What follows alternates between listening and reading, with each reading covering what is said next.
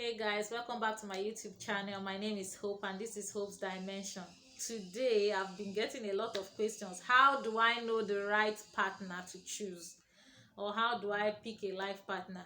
If you are new to my channel, kindly click on the red subscribe button below and don't forget to like and share my video. But before we go into the topic, I would like to take a moment to sympathize with those who have lost their loved ones during the ongoing protests. May their gentle soul rest in peace. So how do you know the right partner? There are a whole lot of things to determine that. A whole lot. It's not just me going to tell you, okay, and when you see a guy you like or if you fall in love. No, when you are trying to pick a life partner, it's way more than that. It's way beyond I love you, I love you. There are so many other things you look out for. And here personally, here in Nigeria, there are a whole lot of factors we need to look out for. I want to start with the parental influence. As much as we tell ourselves that we make our own decisions, our parents, either directly or indirectly, influences most of our decisions, especially when it comes to choosing a life partner. Either they tell you, I don't want you to marry from a certain tribe, or I don't want you to marry from a certain state, or they tell you, if you marry from here, this is going to happen, that is going to happen, and this will disown you, will not support you, and all that.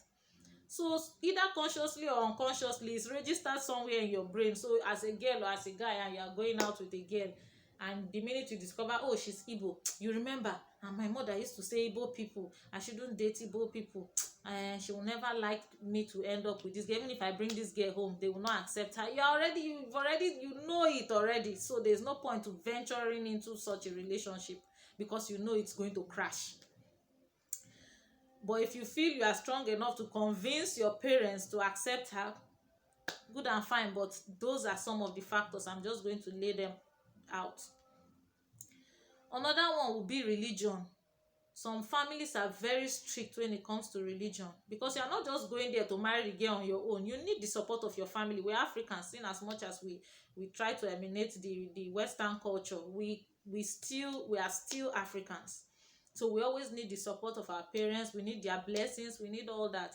Some will tell you you can't marry a Muslim if you are a Christian. Some will tell you as a Muslim you cannot marry a Christian.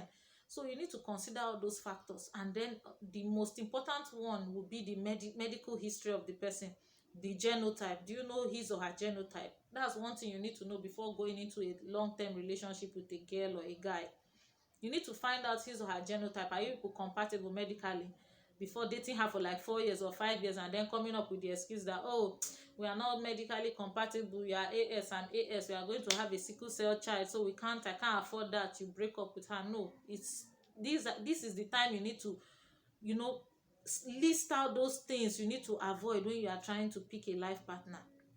Another one will be educational qualification. In as much as a whole lot of us hate to admit it, but I must tell you, it has a whole lot to play. You cannot tell me you are a graduate, for instance, a graduate, a girl that has gone through that has seen the four walls of the university, coming back to marry a school cert holder. Definitely there will be chaos in that marriage, or there will be chaos in the relationship, because they don't think alike. They don't have the same level of exposure. Some will say it doesn't matter, educational qualification doesn't matter. Trust me, it matters. I've seen so many relationships go down based on that. Begin to have issues like inferiority complex. The guy would never want to listen to you, even though what you are saying is right, even though you are more intelligent, even though you make certain decisions that you feel is best for both of you, but he would never see it that way. He would see it as you trying to override him, and because he did not go to school and you want to use that. So many other things. He may not support you career wise because he doesn't really understand how these things work. So I don't really want to go into that like in depth, but I'll just leave it at that. It's really going to be an issue. Then another one will be, you need to be with somebody that makes you happy. Not just momentary happiness. No, somebody that is concerned about your happiness. Somebody that always wants to see you happy, will always go an extra mile to achieve that. So that is the kind of person you need to be with. You need to be with somebody you can trust, somebody that trusts you. Not only when you are around, even when you are not there. Somebody that always has your back. Someone that would fight for you.